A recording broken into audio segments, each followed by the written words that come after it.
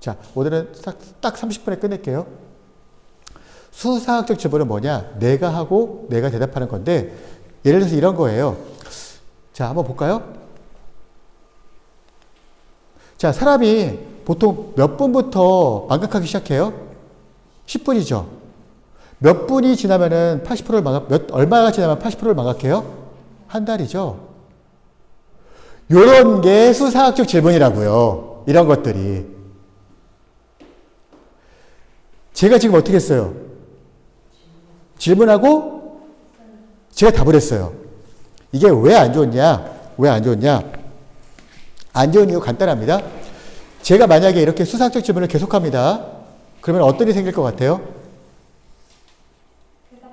대답 안 해요. 왜? 어차피 질문한 사람이 대답할 텐데 못하러 대답할 필요가 있어요.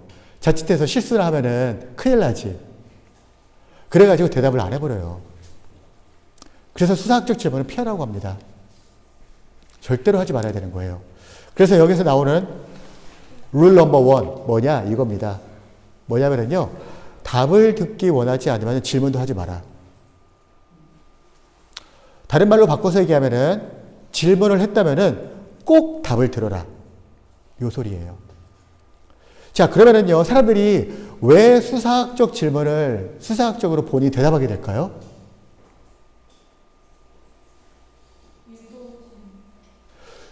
맞아요. 유도적인 것들이 굉장히 커요. 그리고 하나가 또 있어요. 자, 유도라는 것은 이제 이런 거죠. 여러분, 여기서 뭐죠? 이거 어떻게 하라고 했죠? 기억이죠. 라고 동의를 구하는 것도 있고 유도가 있어요. 동의와 유도예요. 그런데 이거보다 조금 더 큰 게 있어요.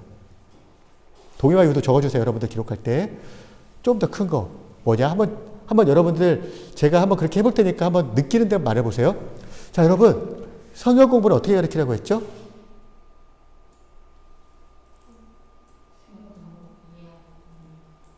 네, 여러분들 대답을 잘했는데, 지금 잠깐 동안 어땠어요? 침묵이 흘렀죠? 침묵이 흐르니까 여러분들 마음이 어때요? 초조하죠? 불편하죠? 그래서 답하는 거예요. 그래서 본인 스스로가 대답을 해버리는 겁니다. 제가 이 방법을 알려주니까, 잠시 후에 얘기할게요. 보통 사람들한테 물어봤습니다. 너 몇 초 정도 기다리니? 라고 했더니 사람들이 평균 몇 초 정도 기다린다고 얘기했을까요? 3초, 5초, 또 2초, 1초? 8초? 왜 8초야? 또 희한하게? 이유 있어요? 8초인 이유? 감이 왔어요. 역시. 자, 8초는 아니에요. 자, 한번 8초 한번 해볼게요. 여러분 한번 견뎌보세요. 5초만 한번 해볼게요. 한번 똑같은 질문 할게요. 한번 5초 동안 아무 말 하지 말아봐요. 자, 여러분, 학생들을 어떻게 가르치라고 했죠?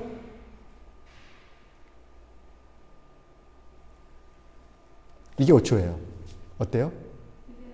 느리죠? 굉장히 긴장돼요. 그럼 3초 한번 해볼게요. 여러분, 질문할 때 수사학적 질문을 왜 하지 말라고 했죠? 어때요? 긴장되죠? 여전히 긴장돼요. 길어요. 그런데 흥미로운 사실은 뭐냐? 사람들은요, 자기가 평균적으로 3초에서 5초 정도 기다린다고 얘기를 했어요. 그런데 그 사람들 대상으로 해가지고 옆에서 재봤습니다. 얼마만큼 기다리냐면은 1.2초 기다려요. 1.2초. 다른 말로 하면은 여러분들 이거 수사학적 질문 왜 하지 말라고 했죠? 긴장된다고 했죠? 요거예요. 여러분들 사람들을 어떻게 가르치라고요? 기억하게 가르쳐야 되는 거죠. 이렇게 한다는 거예요. 1.2초가 이 정도입니다. 지금 차이가. 제가 이거를 그 교회에서 강의를 했어요. 그랬더니 어떤 분이 그 다음 주에 오셔가지고 간절하시더라고요. 목사님, 제가 이걸 배웠습니다. 그래서 제가 한번 써봤습니다. 어떻게 쓰셨어요? 했더니 제가 1분을 기다렸습니다. 그러시더라고요. 그래서 제가 내가 그 다음 거 안 알려줬나? 일부는 아니에요. 일부는 이렇게 하면 안 되고요. 보통 어떻게 해야 되냐? 기다려라. 여기 서 있죠. 보통 3초에서 5초 정도 기다려요. 그리고 나서 한 번 정도 더 질문합니다. 리마인딩 질문하는 거예요. 예를 들어 볼게요. 여러분, 대답하지 말아 보세요. 어떻게 가르치라고 했죠?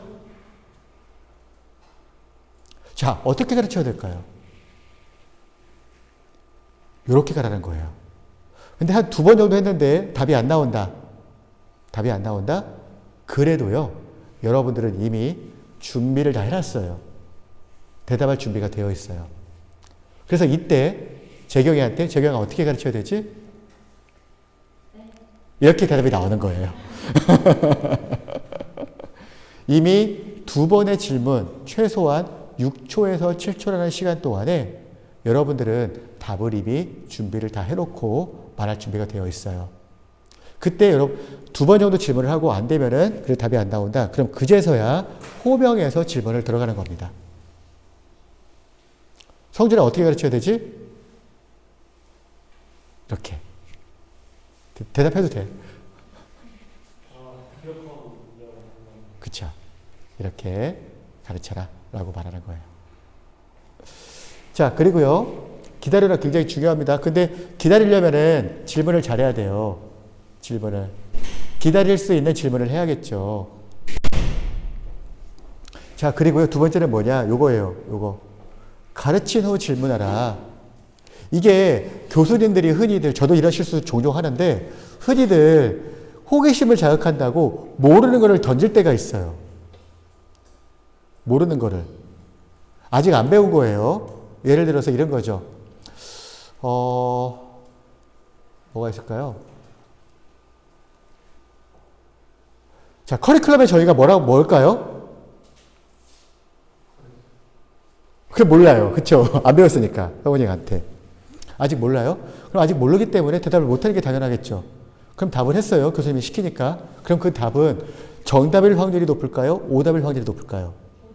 오답일 확률이 훨씬 높아요. 그러면 대답을 한 사람은 어떤 걸 느낄까요?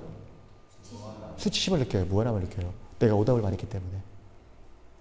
그럼 그 다음에 답을 얘기할 확률이 현저히 떨어집니다. 그래서 룰 넘버 3 뭐냐?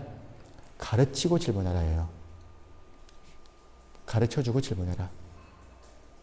저도 이 부분을 참 미스를 많이 해요. 저도 계속 배우는 단계다 보니까.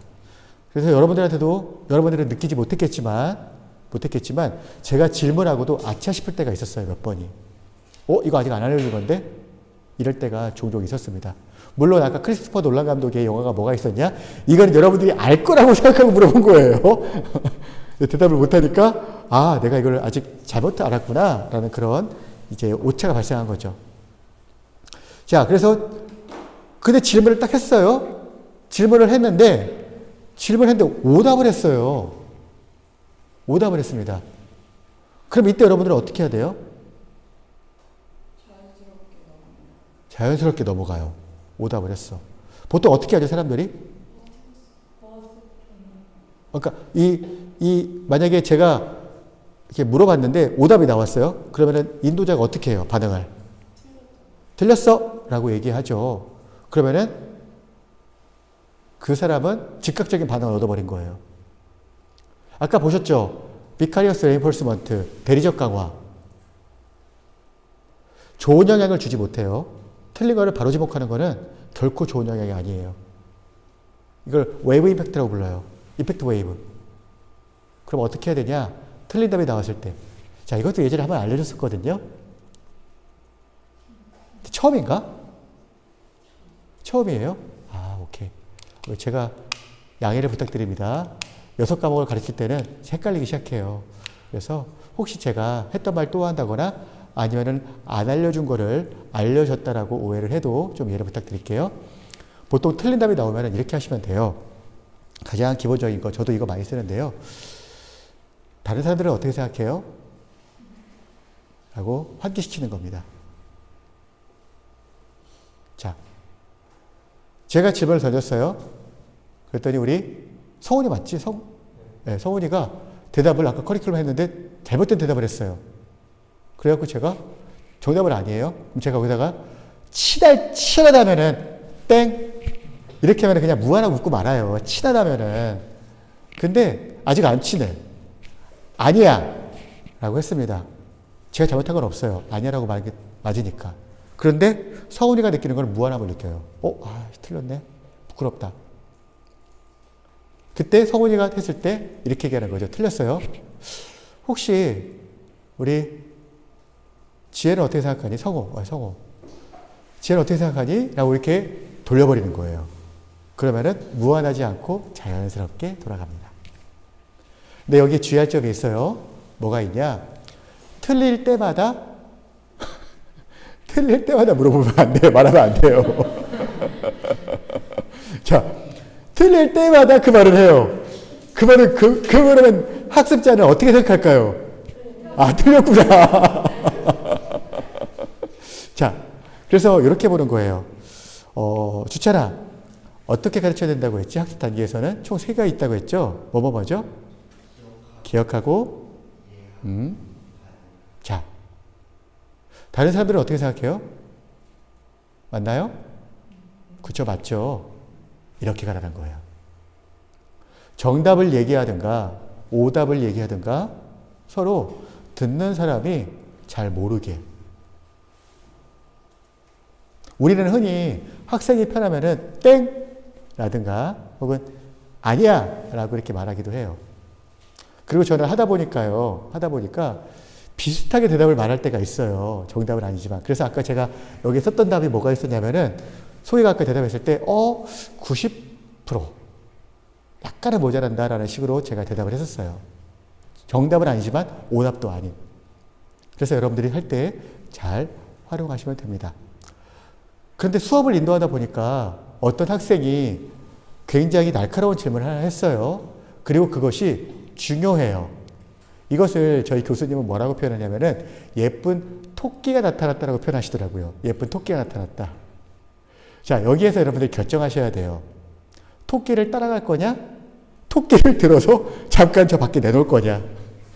아니면은 토끼를 잠깐 그 자리에 멈추게 할 거냐? 이게 뭐냐면은요. 제가 만약에 여러분들과 수업을 하는데 어떤 학생이 실제로 활용하는 것에 대해서 굉장히 날카로운 질문을 했어요. 제가 판단을 합니다. 저거 오늘 나머지 배울 것보다 더 중요해 라고 느껴진다면은 그거를 따라가는 거예요. 괜찮아요. 그런데 그거가 아직 완벽하지가 않아요. 그러면 그 토끼를 잠깐 치워놓는 거예요. 그거는 좋은 질문이야. 그런데 우리가 수업 끝나고 하도록 하자. 그리고 질문이 들어왔어요. 질문이 들어왔을 때요. 여러분들 모르는 질문이 들어올 수도 있거든요. 그러면 모르면 모른다고 하세요. 모른다고 하시고 다음 시간에 내가 알려줄게. 이거 부끄러운 거 아니에요. 자연스러운 겁니다. 자, 그리고 상황적인 질문을 해라. 이거는 뭐냐면요. 단답형의 질문을 하지 말고요. 아까 적용의 의미가 뭐였죠? 적용의 의미. 특정 상황과 문제를 해결할 수 있는 능력이라고 했어요. 오늘 배운 의미와 개념을 가지고 특정 상황이나 문제를 해결할 수 있는 능력이에요. 그럼 여러분들이 이 아이를 정확하게 적용을 시키려면은 말이라도 상황적인 질문을 던져봐야겠죠. 자, 예를 들어 이런 겁니다. 여러분들이 이제 질문을 하는 법을 배웠어요. 자, 어떤 학생이, 어떤 교수, 여러분들이 진행을 하는데 어떤 학생이 이런 질문을 던졌어요. 그럼 여러분들은 어떻게 하시겠습니까? 라는 것이 바로 상황적 질문인 거예요. 그런데요, 주의할 점은 뭐냐? 요 질문 있지 않습니까? 요것들 단시간 내에 절대로 이루어지지 않아요. 굉장히 많이 노력해야 돼요. 굉장히 많이 노력해야 돼요. 그래서 제가 여기 지금 다 보여줄 수는 없지만 사실 요거 하나만 가지고요. 한 3주 정도를 해요. 요 학습 단계. 자, 제가 초창기에 써놓은 학습한 방법인데 거기 한번 제가 어떻게 하나 보세요. 거기에 뭐뭐가 써 있어요? 한번 돌려봐도 상관없어요. 여기에 보면은 제가 어떻게 하라고 다 표시를 해놨어요. 질문하라, 행동하라, 말하라, 이런 것들을 다 거기다 표시를 해놨습니다. 돌려봐도 상관없어요. 왜 그렇게 하냐? 여러분들이 처음 시작할 때는요, 이거를 그대로 쓰기가 되게 어려워요. 질문, 이제 이거에 대해서 내용이 익숙해지면은 자연스럽게 질문할 수가 있겠죠, 저처럼. 그런데 그렇지 않을 경우에는 어떻게 하냐? 질문을 미리 만들어 와야 돼요. 미리. 알려주고, 여기서 이런 질문을 해야지, 이런 상황적인 질문을 해야지, 미리 만들어 오는 게 중요해요. 근데 그렇게 하지를 못하는 경우가 많죠. 주의하셔야 됩니다. 개방성 확보, 권리 획득. 이거는 뭐냐면은 여러분들이 사람의 반응을 듣기 위해서는, 자신의 이야기를 듣기 위해서는 최대한 그 사람들과 자연스럽게 자신의 이야기를 할 수 있도록 분위기를 만들어가라는 것을 의미해요. 기억하게 해라, 반응하게 가르쳐라, 이야기하게 가르쳐라. 반응하게 가르쳐라의 단계입니다. 요거는 좀 어려워요. 이건 넘어갈게요. 자, 그럼 질문은 어떤 순서로 해야 되냐? 이것도 제가 한번 했었는데요. 했었던 것 같아요. 아닐 수도 있어요. 이해하세요. 자, 질문을 할 때 사람들이 가장 크게 하는 일반적인 방법들이 뭐냐면은 순서대로 질문하는 거예요. 1, 2, 3, 4, 5, 6, 7, 8, 9. 자, 1번 문제, 2번 문제, 3번 문제, 4번 문제, 5, 6, 7, 8, 9번 문제라고 정해놓고 질문을 하죠. 자, 그러면은 자기가 질문 순서가 될 때까지 그 사람은 뭐를 할까요? 네, 생각을 하고 답을 하고 있어요. 그러면은 다른 사람들이 하고 있는 내용을 들을까요? 못 들을까요? 못 들어요. 1번을 하고 있다. 그럼 우리 백하구님이 1번을 하고 있다면요, 2번 사람은 긴장해가지고 아무것도 안 하고 있어요. 내 거 2번 문제 풀고 있어요. 오늘 순서대로 돌아가네? 이렇게 하면서 나머지 다 자기 거 풀고 있어요. 그리고 나서 끝나잖아요. 확 풀립니다. 확. 풀리면서 어떻게 되냐? 풀리면서 다른 사람 거 또 안 들어요. 그래서 일반적으로 어떻게 하라고 하냐면요, 질문을 던지라고 합니다. 자, 이거에 대해서 말해볼 사람? 이라고 질문을 던진다거나, 자, 어떻게 가르치라고 했죠? 학습 단계에서는? 이라고 말을 하는 것. 이것이 질문을 던지는 단계예요. 앞서 얘기한 것처럼 2번 정도 질문을 던집니다. 그리고 답이 안 나오면은 그때 다시 누군가를 호명해서 시키는 것이 가능해요. 그러면은 어떤 일이 있냐? 이 사람들이 전부 다 살짝은 긴장된 상태로 와 있고, 그리고 내 것을 준비를 이렇게 많이 안 하고 듣게 됩니다. 되게 중요한 포인트예요. 자, 이거 여러분들한테 말씀드렸죠? 제 맨 마지막이 결론이에요. 결론은 뭐냐? 이렇게 쭉 모아지는 겁니다. 내용을 다 요약하는 거예요. 그래서 저의 수업을 보면은 끝날 때에 그 시간 동안 배웠던 내용을 한 번 더 간단하게 리뷰를 하죠. 이게 결론이에요. 그런데 주의할 점이 있어요. 아, 끝났다라는 느낌이 들면 안 돼요. 아, 끝났다라는 느낌이. 자, 그래서 완전한 결론은 피하라라고 이야기를 합니다. 아, 너희 끝났어. 땡! 종을렸으니까 땡! 이게 아니라 제가 어와나에서 그 5년 동안 우리 아이들하고 그 설교를 할 때요, 저는 항상 설교의 마무리를 어떻게 해줬냐. 자, 여러분, 여기에 드디어 다윗이 골리앗을 만났어요. 어떻게 됐을까요? 다음 시간에 보도록 하겠습니다. 이렇게 얘기를 해요. 제가 가장 많이 들은 게 탄식 소리입니다. 아, 뭡니까? 결론이 난 것 같아요. 근데 결론이 안 난 거예요. 결론이 안 나게 하는 가장 좋은 방법은 뭐냐? 다음 시간에 우리가 무엇을 배우겠다라고 말해주는 거예요. 그러면은 결론이 안 난 것 같은 느낌이 들어요. 요약을 하면서 우리가 다음 시간에는 이거에 대해서 볼 거예요. 자, 천국에 대해서 얘기했어요. 자, 여러분, 천국은 뭐죠? 천국은 우리가 이런 의미를 담고 있습니다. 그렇죠? 그러면 이 시간, 다음 시간에는 그러면은 우리가 이 천국을 마음에 어떻게 품어야 되는지 함께 보도록 할게요. 라고 하면은 느낌이 어때요? 계속 궁금해하고 느낌이 이어지는 느낌이 나요. 근데 여기에서 자 여러분 천국 이거죠. 네 수고하셨습니다. 딱 끊기죠 느낌이. 그런 걸 피하라는 거예요. 최소한 다음 시간에 무엇을 하겠다 정도만 말해줘도 굉장히 효과적이에요. 맨 마지막은 뭐냐? 오늘 배운 것을 해볼 수 있도록 아이들한테 혹은 사람들한테 과제를 내라는 겁니다. 과제. 뭐 이것은 여러분들이 평소에도 하니까 뭐 충분히 가능하고요. 저희는 꿈이 있는 미래 쪽에서는요. 보통 한 4일에서 5일 정도치의 과제를 내요. 뭐 보기, 뭐 하기, 뭐 가정예배 함께 드리기. 그리고 실제로 다 제공을 해요. 뭐 꿈토리 함께 보기. 그리고 또 뭡니까? 뭐 웰컴 영상 보기. 뭐 이런 것들을 다 보는데 그래서 계속 한 주 동안에 무엇을 하게 합니다. 한번 제가 여러분한테 한번 보여줬나요? 그 꿈이 있는 미래에서 하는 거? 요거만 보여주고 마칠게요.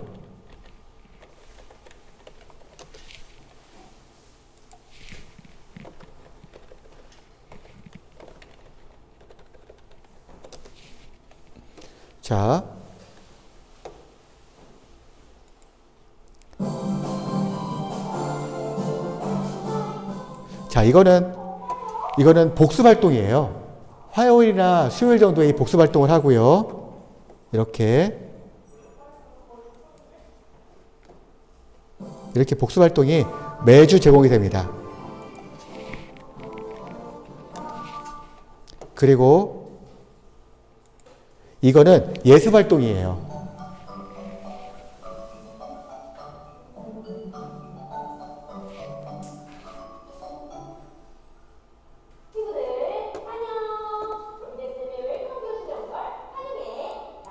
자, 이렇게 예습 활동도 하고요. 그리고 또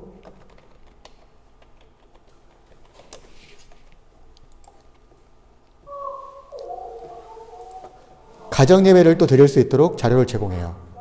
이거는 또 복습 활동이에요. 최소한 요것만 해도 몇 개가 들어가냐? 최소한 3개가 들어가는 거예요. 한 주가 계속 돌아가는 겁니다. 그러니까 어떤 느낌이 드냐? 내가 무엇인가 계속 하고 있다는 느낌이 드는 거겠죠? 그래서 여러분들 이것을 잘 기억해 주시면 좋겠습니다. 오늘 우리는 뭘 봤냐면요. 오늘 우리는 알버트 반두라의 사회학습 이론을 봤어요.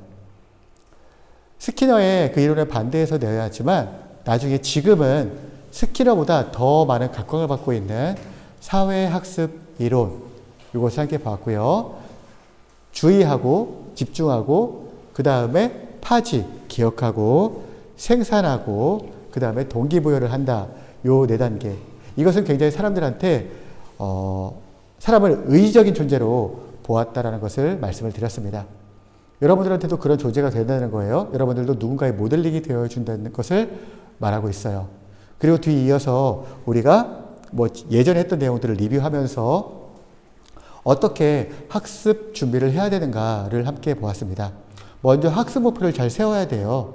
이 수업이 끝나면은 여러분들에게, 우리 학생들에게 어떤 일이 있을 것이다 라고 하는 구체적이고 굉장히 측정 가능한 문장이 필요한 거예요. 그것이 있다면 그 다음 달면 준비를 해야 돼요.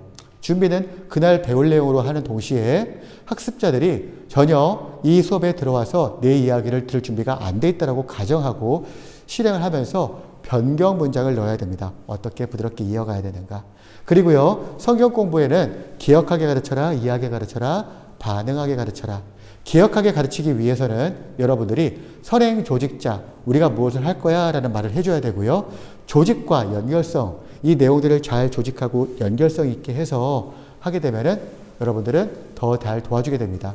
그리고 복습을 도와주려고 했죠. 계속 반복된 복습으로 떨어질 때 올라가고 떨어질 때 올라가게 되면은 한 몇 번만 해주면은 학생들이 그것을 꾸준하게 복습이 기억이 가능해요. 이해하게 가르치라는 것은 질문을 잘 던지라고 했어요. 질문 던지는 법 조심할 것도 있었죠.